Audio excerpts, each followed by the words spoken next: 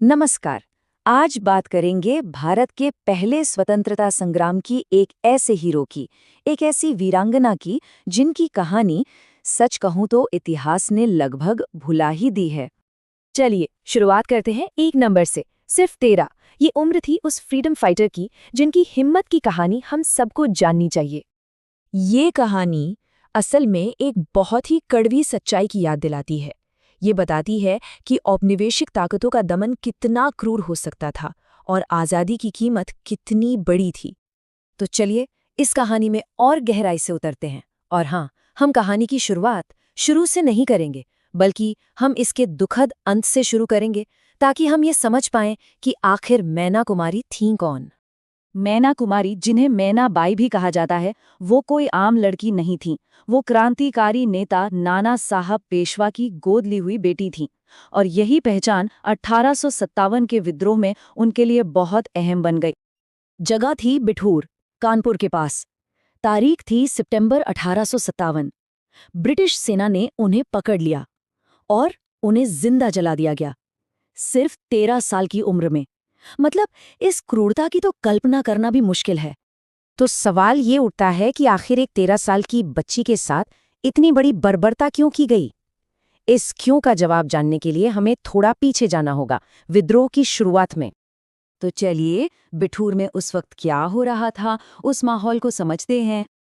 देखिए, 1857 में कानपुर और आसपास के इलाकों में ब्रिटिश हुकूमत लगभग खत्म हो चुकी थी। क्रांतिकारियों ने नाना साहेब पेशवा को अपना लीडर मान लिया था।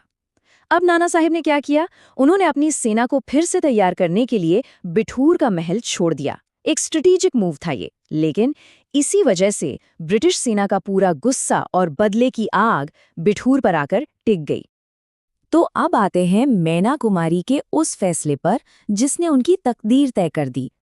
जब उनके पिता नाना साहब महल से पीछे हटे, मैना कुमारी ने एक बहुत बड़ा फैसला लिया। वो महल में ही रुक गईं। अब जाहिर है, इस फैसले ने उन्हें ब्रिटिश सेना के लिए एक सीधा निशाना बना दिया। अंग्रेजों को लगा कि उनसे नाना साहब के बारे में जानकारी निकाली जा सकती है। और हुआ भी वही। ब्रिटिश सेना बिठूर पहुंची और जब वो महल में दाखिल हुए तो उनका सामना हुआ नाना साहब की बेटी से। अंग्रेजों की बस एक ही मांग थी, बताओ तुम्हारे पिता कहाँ हैं? उन्हें लगा कि विद्रोह के सबसे बड़े दुश्मन को पकड़ने का रास्ता अब मिल गया है। लेकिन उनका जवाब क्या था? खामोशी। एक विद्रोही खामोशी। उनसे बार बार पूछा गया, शायद डराया धमकाया भी गया होगा, लेकिन उस 13 साल की लड़की ने अपने पिता या विद्रोह के बारे में एक शब्द भी बताने से साफ इनकार कर दिया। और उनकी ये हिम्मत, ये कुर्बानी एक बहुत बड़ी बात साबित करती है।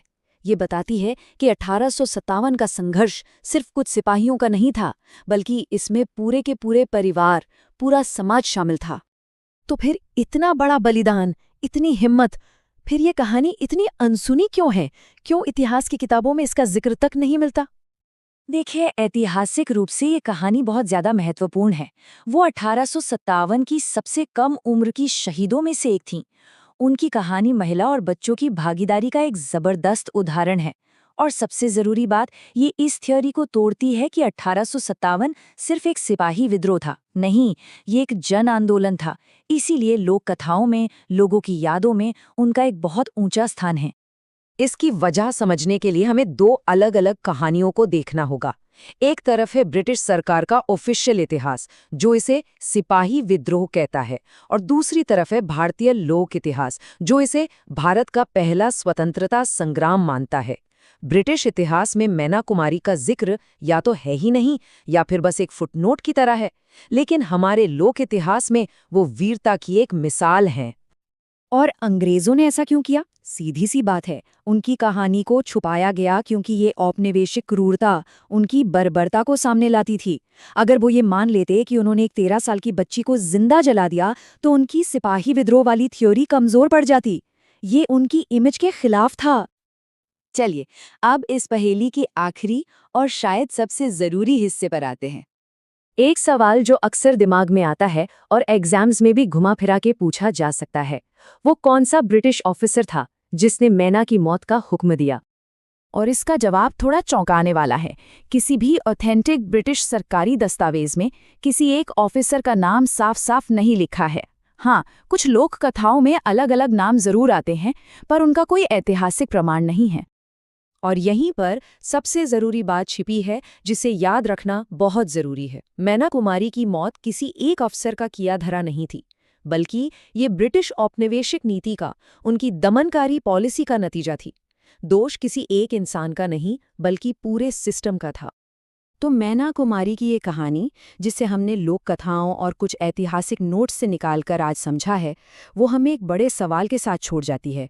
सोचिए, मैना कुमारी जैसी और कितनी ही कहानियां होंगी, हिम्मत और बलिदान की कितनी ही दास्तानें होंगी, जिन्हें ऑफिशियल इतिहास के पन्नों में कहीं गुम कर दिया गया।